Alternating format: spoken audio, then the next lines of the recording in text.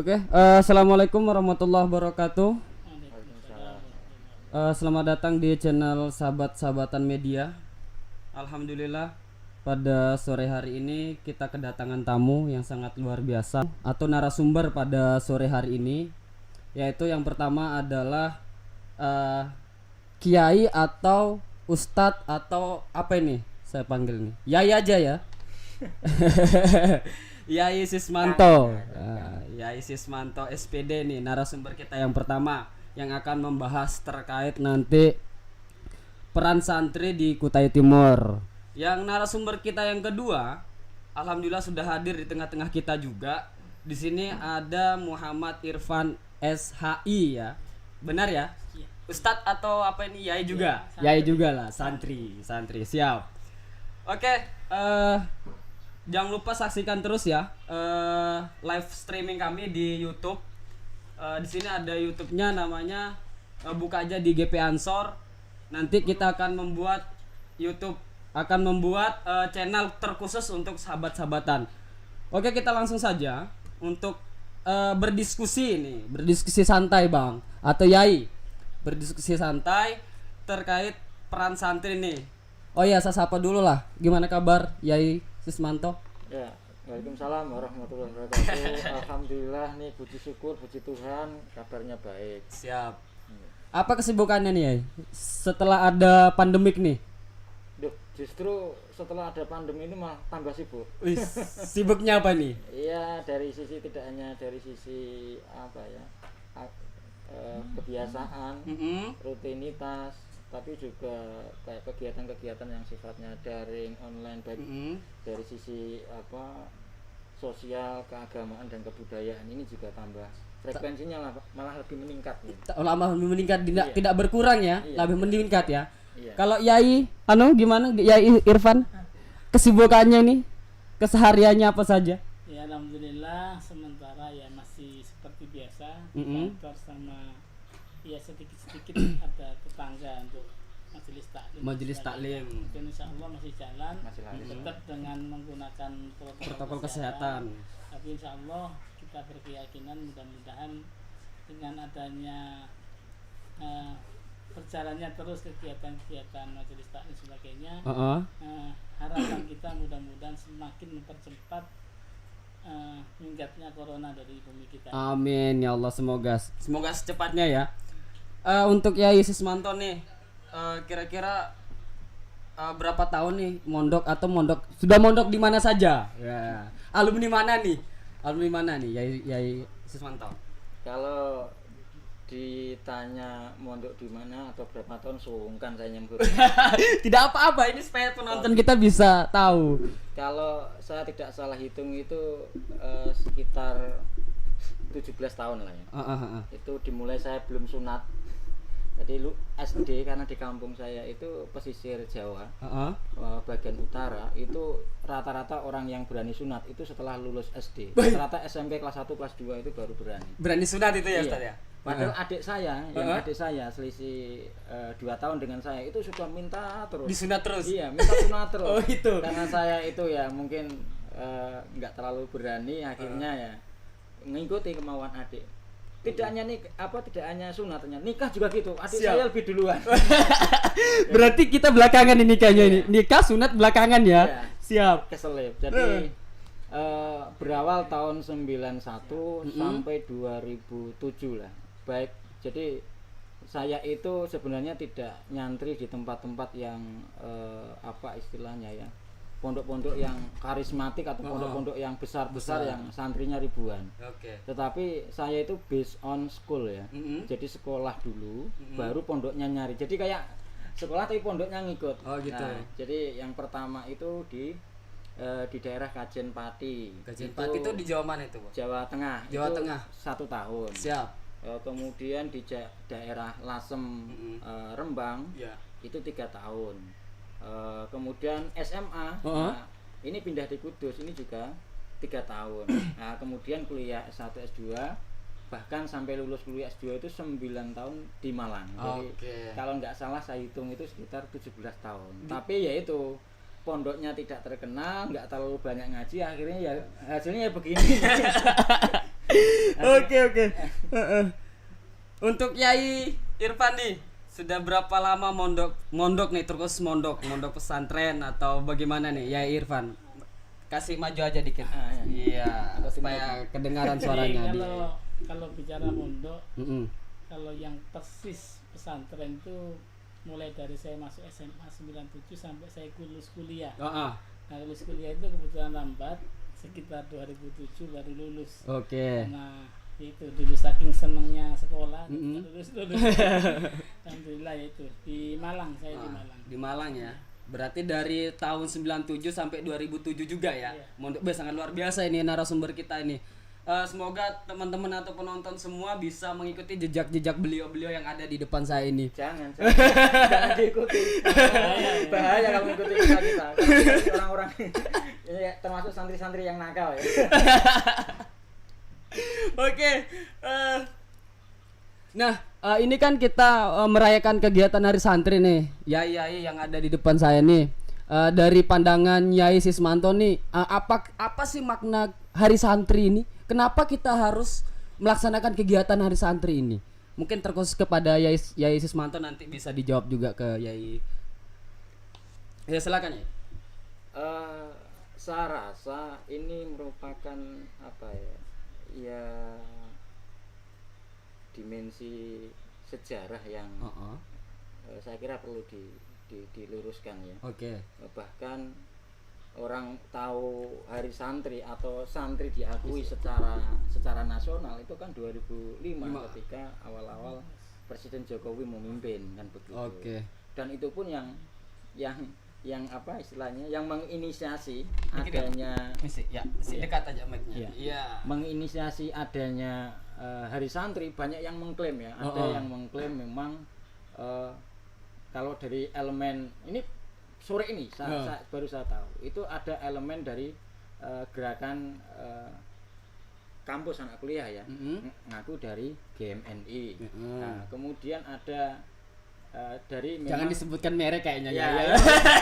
Tapi sudah terlanjur ya, tidak apa-apa ya. Itu ada yang mengklaim Oke. Ini pagi siang ini tadi saya membaca itu. Kemudian ada yang memang dari kalangan santri yang kiai punya pondok pesantren yang kebetulan menjadi MPR atau DPR waktu itu. Dan ada juga partai syar'i yang mengklaim juga. Jadi artinya bahwa semua orang itu mengklaim menganggap berjasa terhadap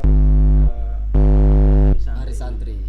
Nah, jadi saya rasa memang siapapun itu yang menginisiasi bahwa kemunculan Hari Santri ini merupakan spirit bagi kita tentunya dan bagi generasi mendatang, bahwa santri itu perannya sangat luar biasa sekali untuk memerdekakan Indonesia. Iya. Luar biasa. Tentu kita ingat ketika bangsa Indonesia yang baru 1 bulan lahir gitu ya. Baru 1 bulan lahir secara struktur kenegaraan belum tersusun secara rapi, bahkan tentara-tentara itu juga belum siap bertempur, ternyata sudah kedatangan nikah Belanda dan sebagainya. Ini saya kira luar biasa sekali lah peran dari santri yang diinisiasi oleh kiai-kiai. Ya, jadi monggo silakan, menurut pandangan Yai Irfan nih gimana nih? Majukan aja Yai. Iya, supaya kedengaran suaranya di monitor kita.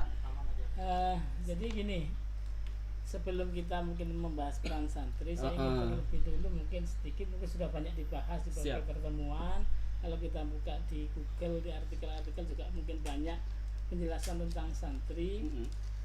Bahwasanya santri itu mungkin kalau kita maknai bisa dimaknai secara sempit ataupun secara luas. Kalau secara sempit seperti yang dikatakan di kamus bahasa Indonesia itu, santri itu orang yang ngaji di pesantren. Orang yang ngaji di pesantren ya. Oke, saya garis bawah ini nih santri nih. Oke. Pengertian santri itu secara arti yang lebih sempit itu orang yang ngaji di pesantren. Orang yang ngaji di pesantren. Sehingga pesantren itu ini ada perbedaan antara manakah yang lebih dulu kata santri atau pesantren. Karena ada yang mengatakan pesantren dulu kemudian melahirkan santri, tapi ada yang mengatakan pesantren itu justru berasal dari kata santri. Pesantrian atau kemudian lebih enaknya. Berarti kalau tidak ada santri tidak ada pesantren gitu ya? Begitu. Atau sebaliknya? Jadi dua-duanya bisa saling berhubungan. Oke. Yang jelas santri itu banyak versi. Mm-mm. Ada yang mengartikan santri dengan ilmu kotak katu matuk itu ya. Iya. Apa itu ilmu kata-kata itu? Kata- Aku enggak. Dia di apa kan cocokologi Oh lah, gitu, cocokologi. siap. Jadi- Mungkin teman-teman bisa paham ya. Cocokan santri bisa diambil dari bahasa Inggris yang Oke. sun dengan tri, artinya matahari tiga cahaya. Ya, cahaya nurul iman, nurul Islam dan nurul ihsan. Itu ada yang Oke. mengartikan seperti itu. Heeh. Ada yang mengartikan santri itu berasal dari bahasa Sanskerta. Sangkerta. Yang Oke. sastra. Ada Sastra. yang Ini persepsi sastri, sarta, itu sama. sastra ya. Sastra dengan sastri itu sama maknanya. Oke. Itu orang yang ahli di dalam memahami ilmu agama. Saat Siap. itu agama Buddha.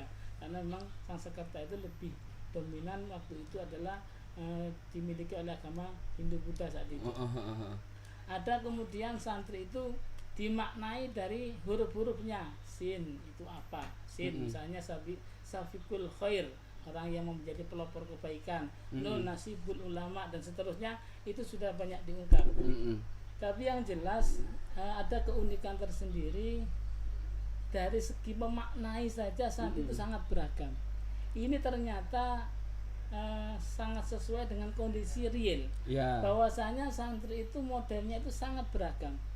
Saya ingat ketika waktu di pesantren itu ada seorang ustadz lulusan Pondok Pelosok ngajar di tempat saya. Saya ngaji itu di Malang, di Gondang Legi. Gondang Jadi Legi ya? Saya sedikit singgung tadi tentang kenapa ada hari santri, kapan itu hari santri. Saya dari yang sepemahaman saya yang saya tahu tentang hari santri itu, hari santri setelah dipulihkan oleh beberapa ulama, beberapa kiai saat itu, justru meledaknya, artinya puncaknya penandatanganan deklarasi Oke. hari santri ketika waktu itu Presiden kita Pak Jokowi ketika bersama dengan Yusuf Kala waktu itu menjanjikan akan meresmikan hari santri yang menjadi turutan. Itu penandatanganan untuk apa ya, kesanggupan, katakanlah itu mungkin bisa dibangun kontrak politik atau apa bahasa saat itu. Oke. Itu di Malang. Di Malang. Terjadi di Pondok Babu Salam di Banjarjo Malang.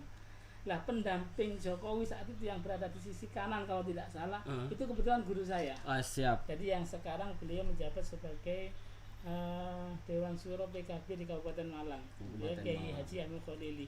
Itu yang mendampingi Pak Jokowi ketika penandatanganan akan mencanangkan hari santri. Cuma saat itu belum disebutkan kapan harinya, kapan waktunya, yang kemudian menggelinding sehingga banyak yang orang punya kepentingan untuk mengakui sebagai seorang inisiator tentang hari santri. Hari santri, siap. Jadi kembali kepada santri tadi, makna santri sangat beragam. Ternyata kondisi santri juga beragam. Jadi santri itu ketika saya mondok dulu, ada seorang ustadz pernah menceritakan sebuah pengalaman seorang peneliti dari Jerman. Saya tidak ingat namanya, memang saya tidak terlalu banyak mengingat namanya. Oke. Saya hanya ingat poinnya. Peneliti Jerman itu pernah meneliti berbagai macam lembaga pendidikan bahkan di dunia, tidak hanya di satu negara tapi di dunia. Nah, mungkin itu Pak Asis yang ahli pendidikan nanti bisa menambahi. Itu keliling ke dunia mencari lembaga pendidikan. Beliau terhenti ketika berada di Indonesia melihat pesantren. Sangat unik, sangat berbeda. Kalau orang masuk universitas misalnya ada fakultas hukum, maka yang dicetak adalah ahli hukum. Ahli hukum, betul. Kalau ada orang masuk fakultas ekonomi, yang dicetak orang-orang ekonomi. ekonomi. Semua punya begitu. Fakultas kedokteran mencetak dokter. Oke. Tapi kalau orang masuk di pesantren yang dicetak apa? Semua serba tidak jelas. Tapi justru dengan tidak jelasnya ini menunjukkan ciri khas sebuah pesantren, seorang santri. Bahwa santri itu ternyata menurut penilaian seorang ilmuwan Jerman ini adalah pesantren itu membentuk seorang manusia menjadi manusia yang sebenarnya. Maka yang memang dia punya kemampuan di bidang ekonomi misalnya, seandainya dia tidak sekolah ekonomi pun dia akan terbentuk menjadi seorang ekonom yang handal tetapi punya akhlak yang bagus. Jadi semua santri itu akan sangat beragam, sehingga kalau kita definisi santri saja beragam mungkin itu sangat dimaklumi karena memang santri itu modelnya juga macam-macam. Jadi kita sempat ngobrol ada santri yang konvensional istilahnya kan sih, yang mondok di pesantren, di pesantren tinggal di pesantren. Tapi ada yang bolak-balik. Santri yang hanya ngaji di pesantren tapi tidurnya di rumah. Oke. Itu istilahnya santri kalong. Kalong Santri, itu Kalilawar ya. Siap. Yang datang hanya cari makan. Santri yang datang ke pesantren hanya menimba ilmu, sementara kegiatan lain dia di rumah. Jadi itu santri kalong. Jadi banyak sekali ragam santri, model santri juga begitu, karakter santri itu juga akhirnya beragam, sehingga untuk memahami santri secara utuh dengan satu definisi yang tunggal itu agak sulit. Cuma mungkin sebagai gambaran yang agak lebih utuh, barangkali ada seorang kiai almarhum Kiai Hasani, beliau salah satu pengasuh pondok Sidogiri. Sampai sekarang di Sidogiri itu di pondoknya terpampang itu definisi santri yang beliau tulis, yang menjadi acuan bagi para santri khususnya Sidogiri tentang makna santri. Dia mengatakan as-santri huwa mayaqtasim bihablillail matin wa tabi sunnatar rasulil karim wala yamilu yumnatan wala yusratan. Nah, itu. Artinya itu. Artinya, mungkin dari teman-teman bisa mayaqtasim bihablillah, yaitu orang yang senantiasa berpegang teguh kepada agama Allah, pada tali agama, pada ajaran-ajaran agama Allah. Wa tabi sunnatar rasulil karim, dan senantiasa mengikuti tuntunan daripada Nabi kita Nabi Muhammad sallallahu alaihi wasallam.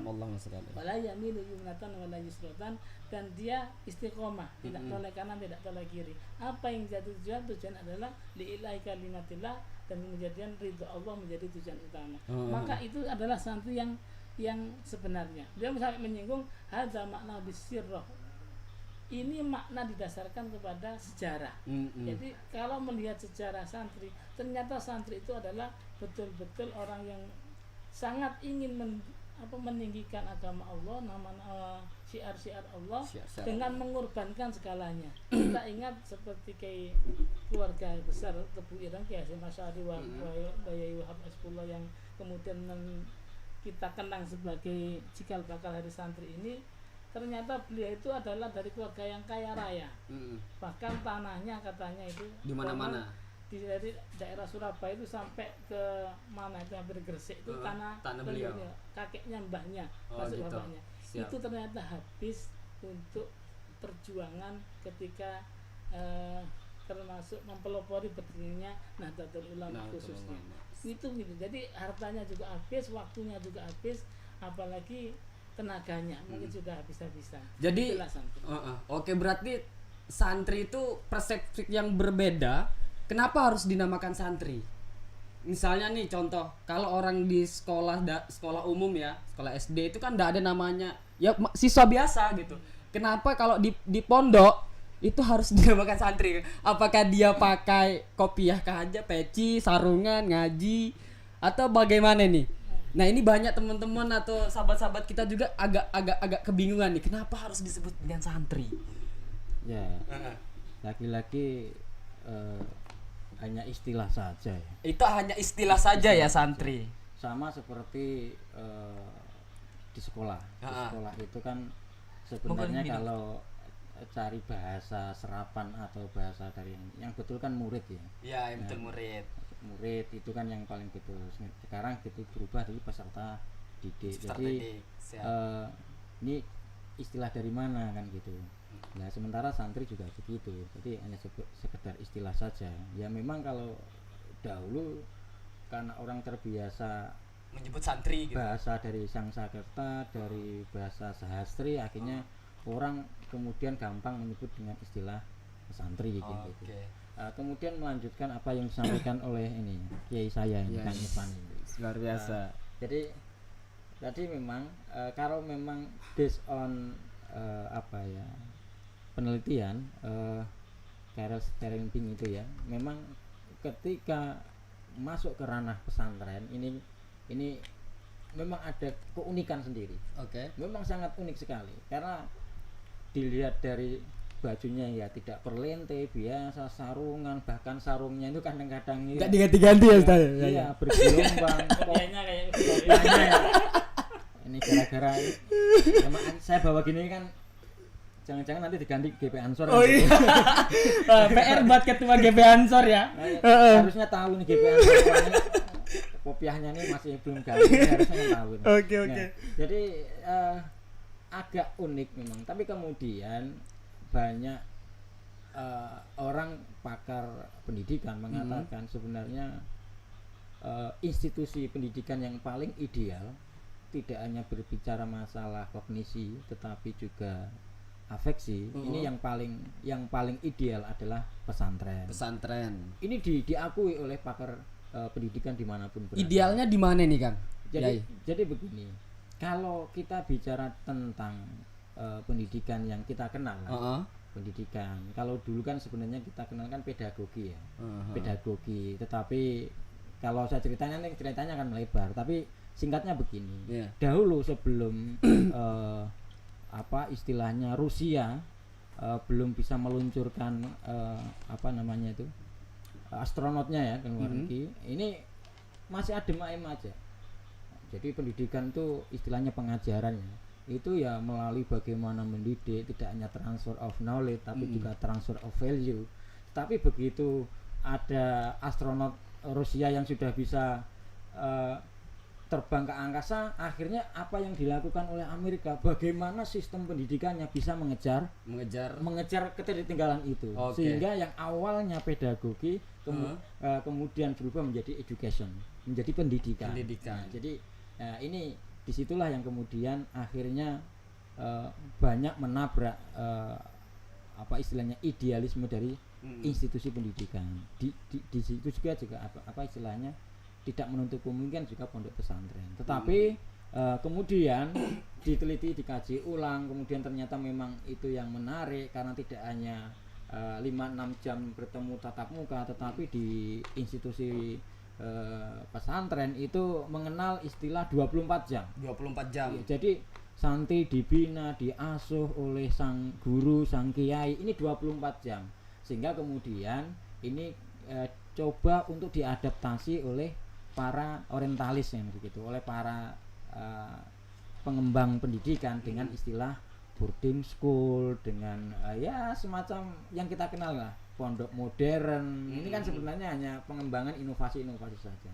Tetapi saya rasa ruhnya saya masih belum menangkap, ya, masih belum menangkap tentang pondok-pondok modern, pondok-pondok yang dalam tanda kutip ya, yang akhirnya berbicara merek, yang tidak berafiliasi langsung dengan Nahdlatul Ulama. Ini saya kira mereka hanya mengejar bagaimana anak khatam Quran tapi tidak paham tentang Quran, anak bisa berbahasa Arab tapi tidak paham bahasa Arabnya. Jadi rata-rata seperti itu. Jadi ada semacam degree disease ya, ada semacam ya penurunan kualitas meskipun mencoba mengadaptasi dari ininya, tapi juga begini.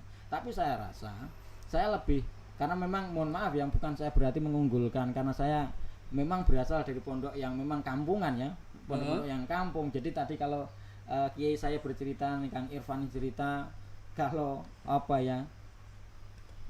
kita itu di pondok pesantren kita tidak mau dikenal dengan fokus di bidang apa gitu ya, karena memang kita tidak membiasakan diri ya. Misalkan orang yang sudah khatam tajwid lah, misalkan kitab yang paling kecil itu Mukhtasar Jidan ya misalkan, itu kita tidak menyebut dengan ahli atau pakar Mukhtasar Jidan. Atau misalkan yang pakar fikih atau sudah khatam Fathul Qorib misalkan, ahli Fathul Qorib, tapi tidak pernah disinggung itu. Tetapi santri ketika di luar pokoknya semuanya bisa. Semua apa yang dilakukan santri pantas. Ini yang membedakan. Coba coba cari perbandingan antara yang lulusan pondok pesantren ini sama-sama pesantrennya ya, pondok pesantren yang modern dengan pondok pesantren yang kampungan yang salaf tradisional itu.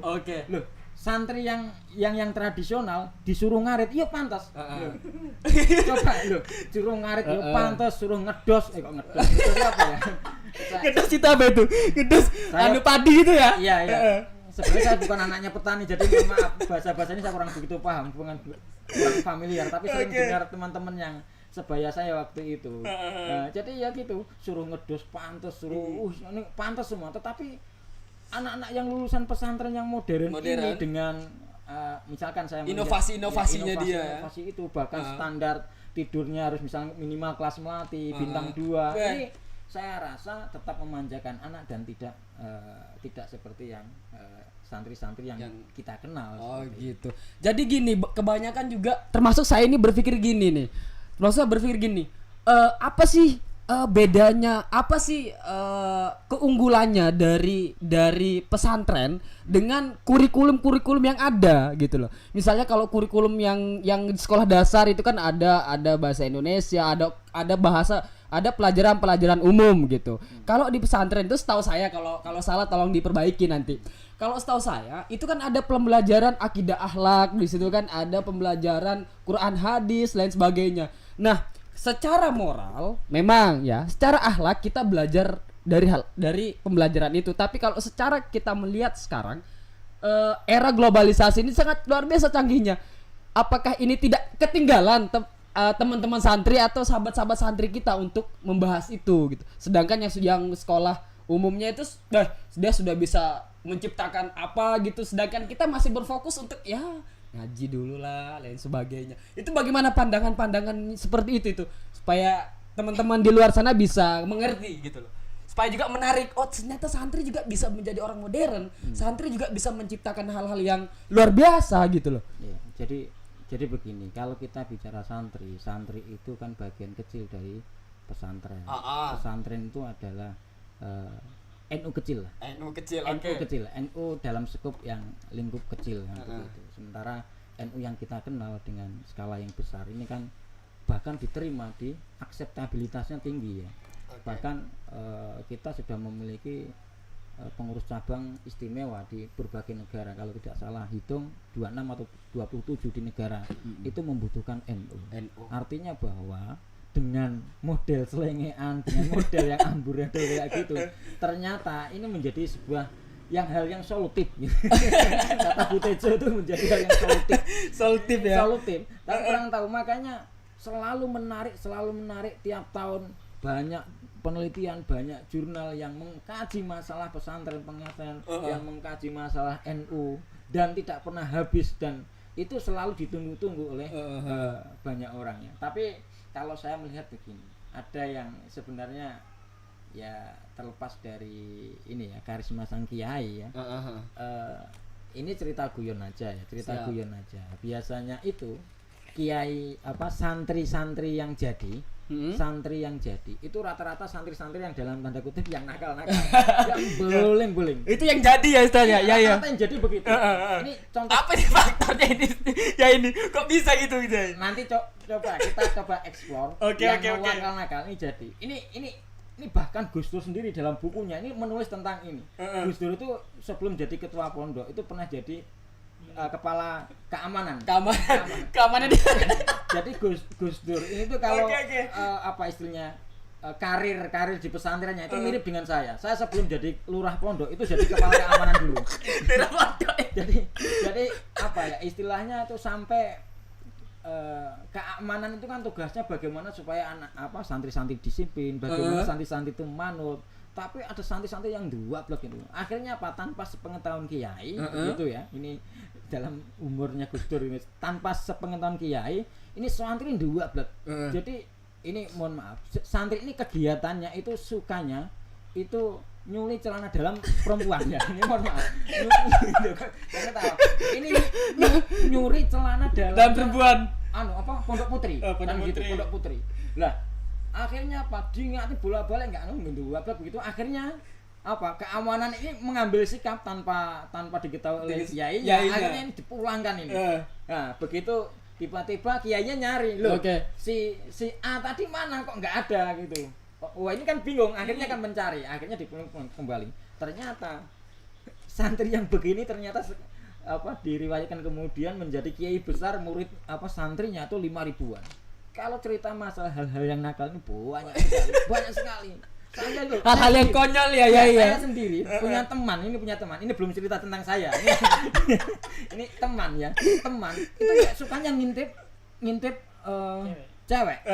Jadi karena pondok putra putri kan biasanya nempel begini ya, plek gini kan, plek. Ternyata di sini nih tempatnya kamar mandi perempuan ganti baju. Jadi kamar mandi itu berbentuk sekat itu, tetapi ganti bajunya tetap di sini. Lah di bawahnya selokannya ngalir ke laki-laki. Loh, gitu loh. Dia itu memakai ini apa namanya kaca ditaruh di dia sambil duduk nonton kaca begini. Lah yang lebih parahnya lagi dia itu memakai sarung ninja, tapi yang dipakai sarungnya temannya. ini kan greget no. Konyol tapi ada sesuatu yang menilai gitu. Loh, ini lo jadi begini lo jadi orang besar ya. Jadi guyon. Ini contoh-contoh yang teman-teman ya. Kalau saya sendiri ya, mudah-mudahan tidak viral. Kalau saya sendiri itu ya sukanya yang waktu itu yang nyuruh punyanya kiai. Iya. Saya itu kebetulan di depan kamar saya, ini waktu masih di Lasem. Mudah-mudahan ashabul baitnya yang di Lasem tidak mendengar karena berteman di Facebook saya. Itu di depan kamar itu kan ada pohon kelapa yang tingginya sekitar 15 atau 20 meter. Sementara kebiasaan Mbah Yai itu membakar apa istilahnya sampah di bawahnya yang kira-kira jaraknya 10 meter. Gitu. Lah, ketika kita coba ngambil apa istilahnya kelapa di atas, kita sudah manjat 2 orang, ternyata Mbah Yai itu duduk di bawah sambil bakar ini. Saya tidak tahu apakah tahu keberadaan saya di atas atau tidak. Jadi saya nunggu di atas itu 2 jam di atas pohon kelapa itu. Tapi saya rasa beliau tahu, ya mungkin mengerjai saya. Akhirnya ya saya jadi orangnya, jadi guyon. Ya itu tanda kutip cerita-cerita lucu yang saya kira banyak sekali kalau digali. Mungkin gini, kita mungkin agak serius lagi sedikit nih. Tadi kita sudah bercanda terkait kekonyolannya anak santri nih. Mungkin dari Yai Irfan nih, apa yang mendasari tercetusnya hari santri ini, Yai Irfan? Yang mendasarinya apa? Jadi gini, kenapa harus ada hari santri? Kalau kita melihat sebenarnya berbicara santri itu ya berbicara suatu yang luas sekali, berbicara bangsa, berbicara budaya, berbicara peradaban, semua itu sebenarnya menjadi tugas daripada santri. Siap. Nah, kalau kita melihat dari awal, dari mulai Islam masuk ke Indonesia yang berkembang melalui Wali Songo, kemudian diteruskan para ulama-ulama yang sampai berdirinya NU lah, Nahdlatul Ulama, itu di situ sudah sangat nyata sebenarnya bagaimana peran santri. Karena tadi itu santri itu, ini kenapa tadi ada disebut kok santri tidak disebut dengan siswa murid, itu ada bedanya. Karena ada satu ciri khas dalam santri. Santri itu cenderung ikut pada kiai. Kalau siswa itu ikut pada tata tertib. Aturan dari guru gitu ya. Terhadap guru belum tentu ikut tata guru, tapi ikutnya tata tertib. Tapi kalau di pondok itu, kalau pondok sekarang mungkin sudah ada tata tertib yang rapi. Kalau dulu tidak ada tata tertib di pondok itu. Yang ada apa dawuhnya guru itu yang diikuti. Wajib gitu ya. Itulah kenapa kok santri itu unik, beda dengan yang lain.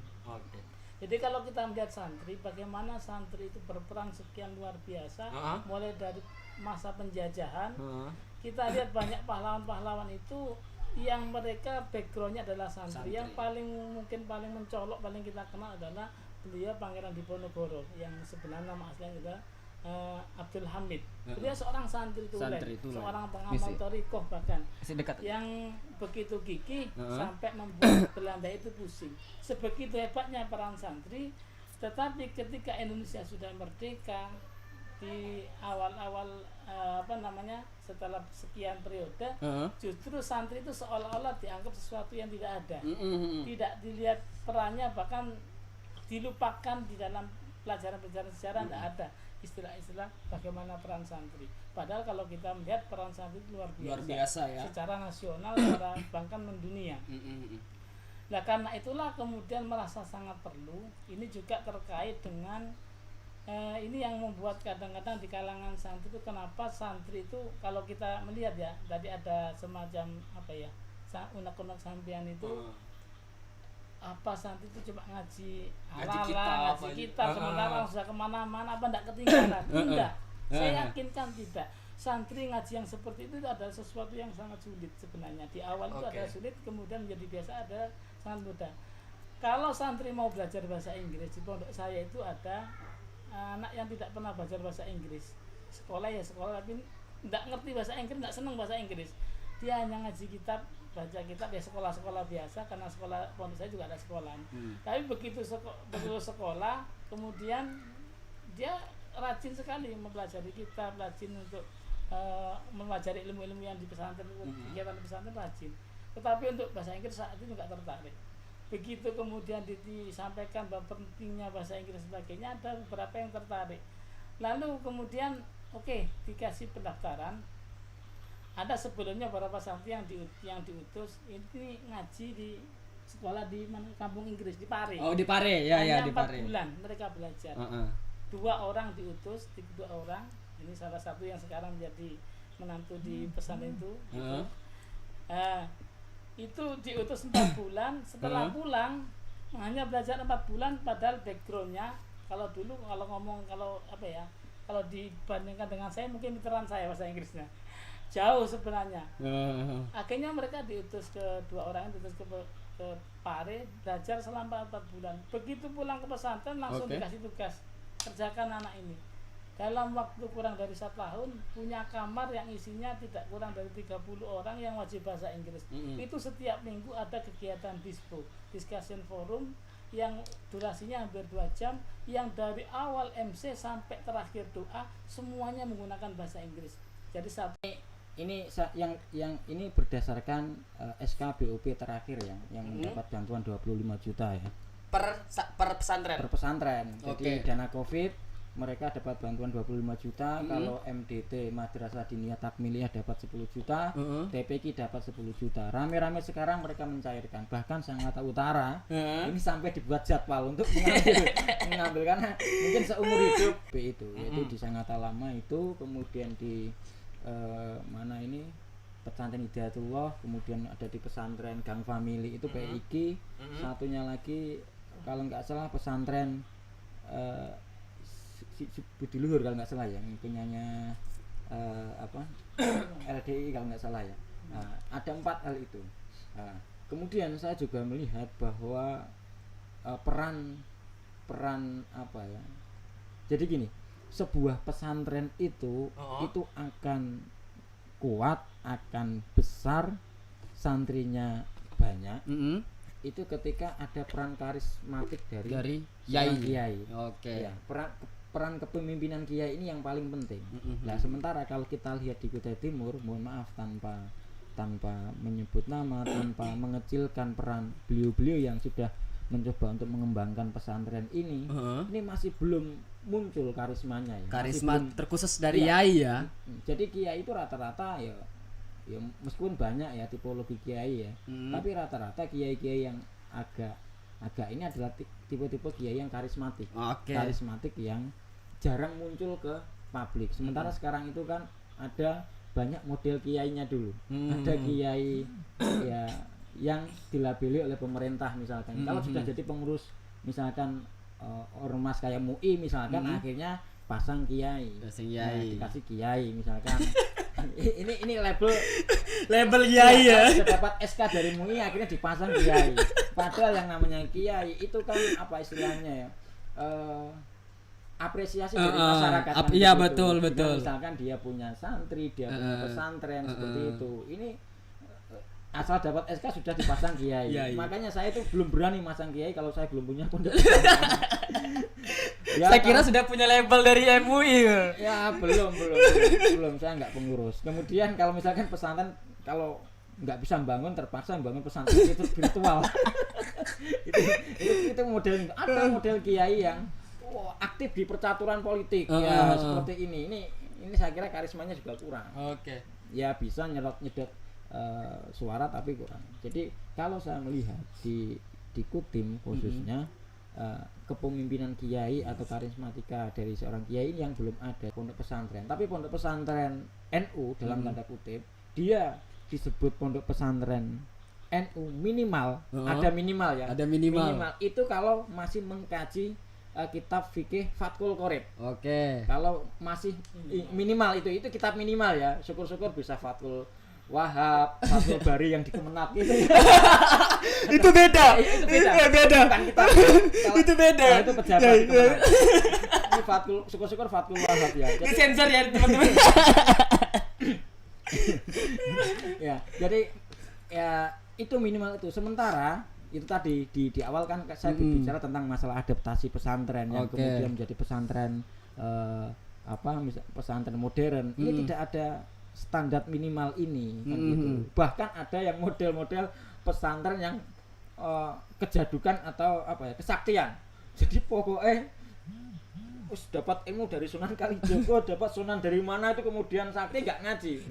Jadi peran santri di Kutai Timur nggak ada gitu. Kalau dari tadi bahasanya Yai apa? Jadi saya tidak berbicara tentang masalah santrinya dulu. Ini saya berbicara tentang pesantren. Oke, dari peran pesantrennya dulu, siap. Nah, kemudian rata-rata santri di Kutim ini adalah bukan produk asli ya. Bukan produk asli. Kalaupun ada hanya sekian persen tidak kemudian banyak gitu. Rata-rata adalah bisa jadi pendatang, kemudian asimilasi kultural dan sebagainya yang kemudian berdomisili di Kutai Timur. Individu-individu atau santri-santri inilah yang kemudian berperan dalam menghidupkan atau kebiasaan-kebiasaan santri yang ada dulu ya seperti itu, kemudian akhirnya membentuk majelis-majelis, membentuk grup sholawatan dan sebagainya. Ini rata-rata peran-peran yang bentuknya aplikatif yang dilakukan oleh santri di Kutim kan begitu. Jadi kalau dari peran santri di Kutai Timur itu apakah ada sesosok, misalnya nih sosok santri yang memang dia mempunyai peran yang sangat penting di Kutai Timur, misalnya ini menentukan anggaran daerah, misalnya dia menentukan membuat undang-undang misalnya lain sebagainya. Ini kan peran yang sangat penting untuk memajukan Kutai Timur yang akan lebih baik gitu. Ada nggak sesosok itu atau memang ya kita bergelut di misalnya di dunia terkhusus di Kemenang misalnya, terkhusus kita ngajar di pesantren misalnya, atau bagaimana? Ada nggak sesosok santri yang kayak gitu? Kalau itu tataran praktis saya kira. Saya tidak akan berbicara tentang masalah itu, tapi saya akan berbicara koridor besar yang santri. Itu kan masalah kecil ya, kalau bicara di bidang politik, di bidang siap. Ini kan perenco atau kecil-kecil lah bicara ini, misalnya aktif di politik bagian-bagian kecil. Tapi menurut saya santri di Kutim itu ada 3 hal yang dilakukan dan tidak hanya di Kutim. Ini menjadi kayak standar minimal yang dilakukan oleh santri dimanapun berada. Yang pertama adalah tradisi keilmuan. Islamisasi ilmu. Kemudian yang kedua, santri sebagai sebagai bagian umat Islam, dan ketiga santri sebagai bagian dari NKRI. Ini poin penting yang saya kira perlu dijadikan titik tekan, bukan kemudian bicara di sektor yang sempit seperti itu. Siap. Pertama, coba kemudian kita elaborasi yang di kajian keilmuan bahwa memang dari dulu itu kan sebenarnya kalau bicara tentang masalah ilmu dengan agama ini kan susah blended ya. Tetapi kemudian akhir-akhir ini coba mulai berdamai karena ada paradigma anti terhadap itu, kemudian ada paradigma yang lain sehingga susah ketemu seperti itu. Makanya kemudian beberapa kampus, khususnya kampus-kampus Islam ini mencoba untuk berdamai lah, mempertemukan antara agama dengan keilmuan. Sementara kalau keilmuan barat itu kan bicara tentang masalah epistemologinya itu kan misalkan kalau dari sudut pandang ini kan harus bisa direplikasi, bisa kemudian diteliti ulang dengan media sama, hasilnya sama kan, harus seperti itu. Sementara agama itu kan bicara tentang iman kan begitu. Sehingga susah ketemu. Susah ketemu gitu. Tetapi kalau kita bicara tentang filsafat ilmu, kemudian filsafat Islam, nanti akan titik temunya akan di situ. Bahwa kemudian ketika pokok dari sebuah ilmu adalah filsafat ilmu begitu, kemudian ketika filsafat ilmu ini tidak bisa menentukan atau tidak kemudian bisa memecahkan sebuah permasalahan, dilarikan ke agama. Artinya setelah itu iman gitu ya. Contoh misalkan kenapa Allah itu begini misalkan, kemudian tidak bisa dielaborasi tentang masalah keilmuan. Jadi saya rasa pertama itu tradisi keilmuan sudah mulai berkembang. Di Kutim itu sudah mulai bergeliat ya tradisi keilmuan. Bahkan di Nahdlatul Ulama sendiri itu ada lembaga yang fokus membahas tentang masalah tradisi keilmuan atau islamisasi ilmu. Misalkan dari lembaga Bahsul Masail, ada Lakpesdam, lembaga pengajian dan strategi SDM-nya itu, kemudian ISNU, Banom ISNU, Ikatan Sarjana, ada perguruan, banyak lagi sebenarnya. Mereka ini sebenarnya adalah bermain pada tataran tradisi keilmuan, untuk membangun tradisi keilmuan. Jadi kalau misalkan secara legalitas atau secara ijazah yang dikatakan lulusan pesantren itu tidak diakui, kemudian rata-rata santri sekarang itu sudah mulai banyak memiliki ijazah. Jadi banyak ijazahnya ya. Ijazah. Jadi pondok tidak di pondok ya diikuti, akhirnya mereka juga mengambil sekolah-sekolah di luar begitu ya. Contoh kayak saya ini, saya mondok juga ngambil MTS-nya negeri, mondok lagi ngambilnya aliyahnya negeri di luar, kemudian tidak.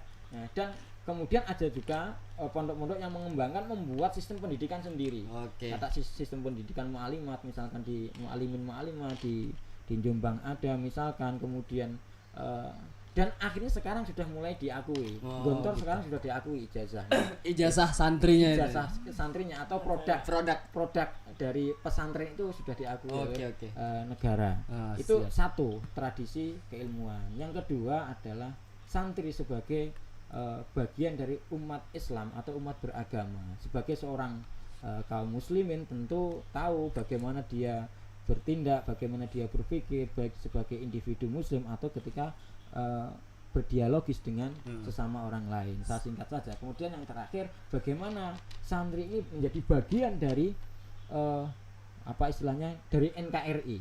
Nah, ini saya rasa saat ini di tengah berita hoax yang begitu luar biasa, santri salah satunya adalah yang tidak mudah termakan hoax. Karena apa? Tradisi kebiasaan santri ketika di pesantren suka membaca literasi, suka membaca ya buku-buku lah meskipun itu. Jadi ketika ada berita yang tidak langsung percaya, ini saya kira imunitas santri menghadapi perubahan atau menghadapi ini lebih kuat imunnya dibandingkan yang bukan santri. Ini saya kira peran inilah yang saya rasa satu dari bagian peran santri di Kutai Timur, dan saya rasa di semua daerah ya sama seperti itu. Mungkin dari Yai Irfan nih, perbedaan pertanyaan nih tadi mungkin sudah dijelasin, tapi nanti bisa ditambahin dikit nih. Terkait nih tadi kita membahas peran santri terus di Kutai Timur ya. Mungkin kita akan sedikit bergeser ke kondisi santri Kutai Timur sekarang ini bagaimana? Dengan adanya pandemik hari ini, kondisi santri apakah dia lebih cenderung ya kita ya cukup di rumah saja lain sebagainya, atau ya kita ngaji, atau ada yang berbeda-beda, atau bagaimana ini kondisi santri hari ini khusus di Kutai Timur ya, mungkin kita bahas seperti itu. Terima kasih. Jadi berbicara tentang santri tadi itu sebenarnya ini yang dimaksud ini ada dua santri ya. Ada santri yang sudah tidak di pesantren, kita kan masih santri. Saya ini masih santri, belum kiai sebenarnya. Ya insya Allah sampai kapanpun tetap santri, mudah-mudahan gitu kan. Jadi kalau kita melihat peran ataupun kondisi santri, terutama peran santri tadi ingin saya sebutkan, ini saya tambahkan sebenarnya, saya ingin menambahkan sedikit dari apa yang disampaikan Pak Sismanto. Salah seorang kiai itu Kiai Anwar Mansur kalau tidak salah di Lurboyo itu, beliau itu pernah berpesan kepada santrinya, wahai santri, anak-anakku, nanti kalau kamu pulang jadilah seperti paku. Itu pesan itu sering dikutip-kutip di media sosial. Bagaimana paku itu? Paku itu menjadi penghubung dan perekat dari macam bagian-bagian. Sementara ternyata kalau kita melihat paku itu harus bersakit-sakit, karena paku itu untuk masuk ke dalam sebuah persimpangan kayu. Kalau kayu itu harus dipukul pakai palu, itu kan sakit ya. Betul. Dan pada akhirnya paku itu tidak terlihat. Jadi tapi dia bisa merekatkan. Nah, gitu ya. sepertilah santri. Maka ketika kalau kita berbicara tentang peran santri, santri secara luas, santri yang didefinisikan oleh Kiai Hassani tadi, mayat tasim bihablillah, santri yang pernah ke pesantren yang kemudian mengamalkan ilmunya dengan sesuai kemampuan dan kapasitasnya dan perannya di masyarakat. Saya kira perannya itu urgen sekali, sangat sangat kuat perannya di masyarakat. Kita lihat di masyarakat kecil, di tingkat RT saja, tingkat kampung, tingkat RT itu masyarakat yang di situ ada seorang santrinya, terutama alumni pesantren yang memang berjuang mengamalkan ilmunya, itu akan punya nuansa yang berbeda. Ada, kalau kita misalnya ada kegiatan majelis taklimnya, kemudian ada kegiatan yasinannya dan sebagainya, itu kalau ada di situ ada santri, itu pasti akan ada nuansa itu hidup. Dan itu yang setidaknya akan mengendalikan dan menjaga moral masyarakat. Artinya apa ya, meskipun tidak maksimal seperti seorang kiai, kalau kiai dulu sangat punya karisma, begitu datang mungkin orang yang bermaksiat langsung berhenti. Tapi ketika kita yang santri yang layak mutu walayah ya ini tidak terlalu bermutu, tapi ya bagaimana lagi, ini adanya seperti ini. Itu kadang-kadang juga ketika adanya seperti ini setidaknya mengurangi. Dalam bahasa kaidah fikih itu malayudrokulu layudrokulu. Kalau memang tidak bisa mendapatkan yang utuh, ya jangan tinggalkan semuanya. Tidak bisa mendapatkan semuanya, ya jangan tinggalkan semuanya. Artinya sedikit apapun sesuai dengan kapasitasnya, santri itu sangat berperan di masyarakat. Ada orang meninggal pun kadang-kadang santri juga yang dicari santri. Sampai ada yang mau melahirkan itu. ada yang ibu-ibu melahirkan susah, ya dipanggil yang pernah mondok. Sampai ada yang sakit tuh meskipun tidak tahu-tahu itu kayaknya biasa pernah di pesantren, itu dipanggil. Jadi peran kita ini hanya sebagai tambal butuh gitu. yang kadang-kadang dianggap itu yang kadang-kadang masyarakat juga bagus, cuma kenapa kok kemudian kondisi pesantren, terutama saya dulu pernah bekerja di bagian pendis, terutama di bagian pendataan pesantren dan juga majelis taklim, majelis dinia takmiliyah dan juga TPQ. Itu memang santri kurang diminati. Pesantren di Kutai Timur ini kurang diminati. Pertama barangkali kalau saya melihat karena ya tadi itu mungkin sosok daripada pengelola itu punya keinginan besar ini membuat sebuah lembaga pendidikan, pesantren dan sebagainya, cuma modalnya kurang. Pertama mungkin modal ilmu juga kurang, artinya dia mampu sendiri, cuma ketika harus ngopeni sekian banyak santri dengan keterbatasan tenaganya beliau agak tidak mampu. Kemudian finansial juga kemudian menjadi masalah. Kenapa? Ketika dia harus ngopeni santri, kehidupan ekonominya ternyata belum siap. Dia harus juga selain ngopeni santri, dia juga harus ngopeni keluarganya. Sehingga dua peran yang mungkin ini berat sehingga tidak maksimal untuk mendidik santri. Ini yang terjadi. Kemudian ketika itu harus mendatangkan seorang guru misalnya. Seorang guru ini juga lagi-lagi finansial yang berbicara. Ini salah satu faktornya. Apalagi mohon maaf sekali ketika santri sudah masuk Kalimantan Timur terutama, biasanya orientasinya ini lebih banyak kepada ada orang Jawa, ini orang Jawa bilang gituin. Orang merantau itu kalau enggak kurang ya wirang.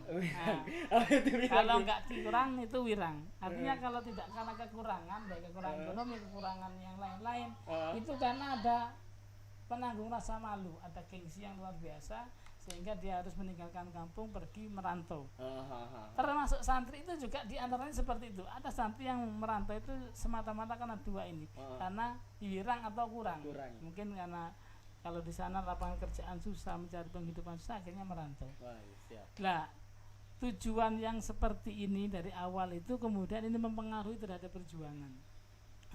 Termasuk santri yang tugasan, yang semula di pesantren, dia ditugaskan dia untuk ke masyarakat berjuang pun, ketika sudah masuk di wilayah-wilayah Kalimantan, karena di sini kehidupan percaturan ekonominya sangat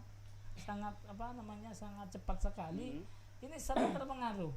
sehingga awalnya dia masuk ke sini ya betul-betul berjuang untuk mengembangkan ilmunya, tapi begitu melihat si A, si B, si C yang sama-sama santri kok akhirnya cenderung lebih kepada ekonomi.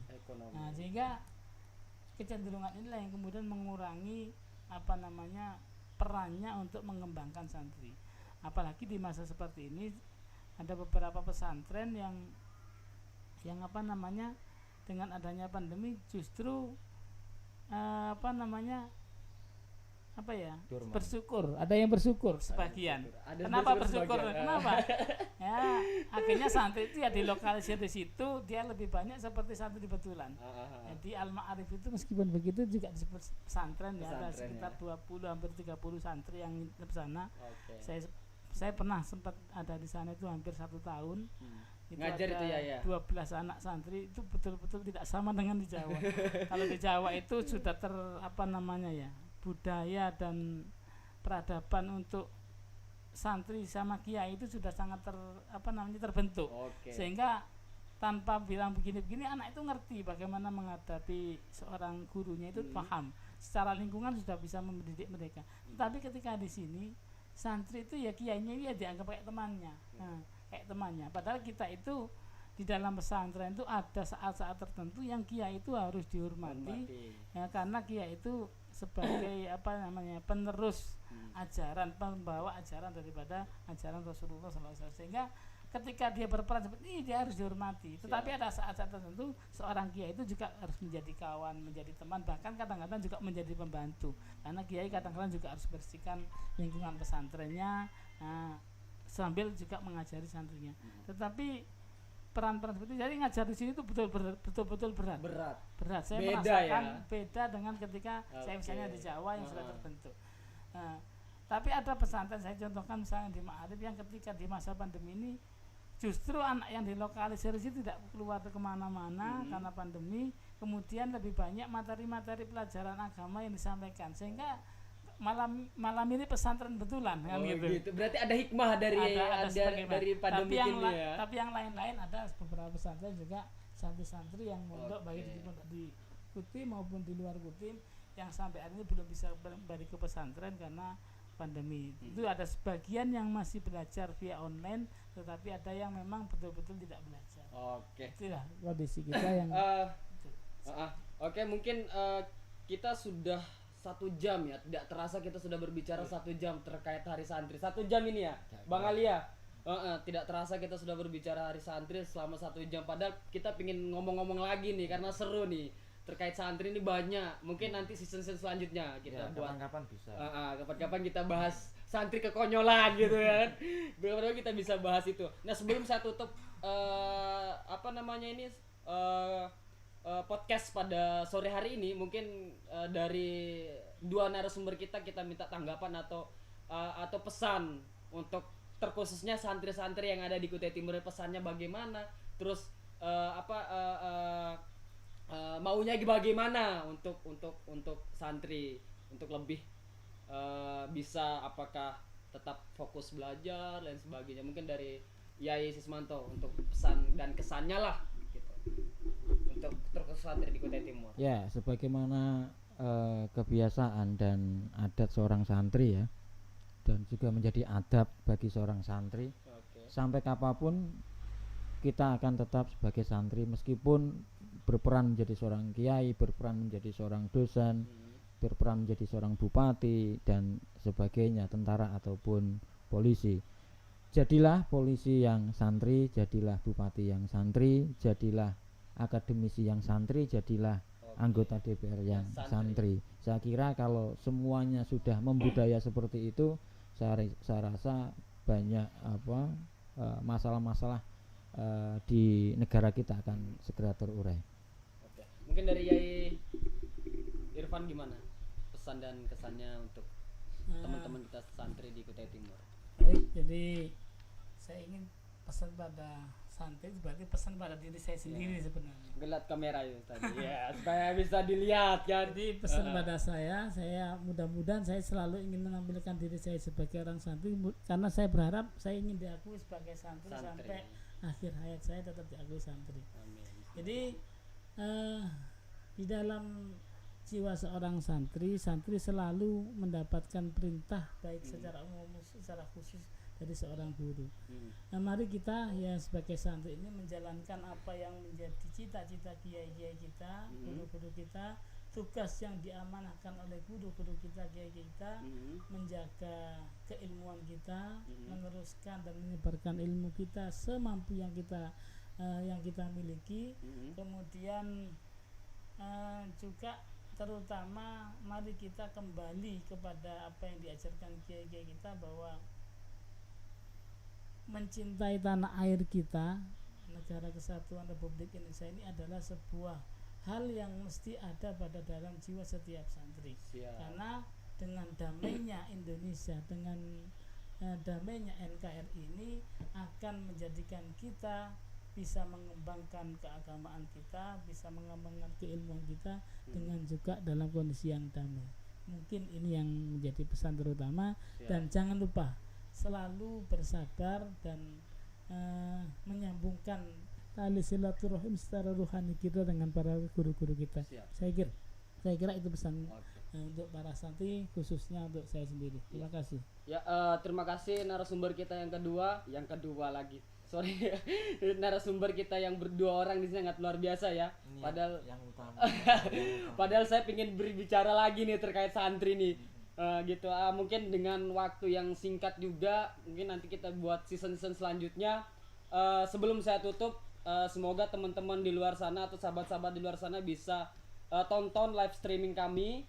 Kemungkinan nanti kami akan buat kejutan-kejutan baru. Kami akan membuat channel-channel atau konten-konten yang kreativitas untuk teman-teman semua.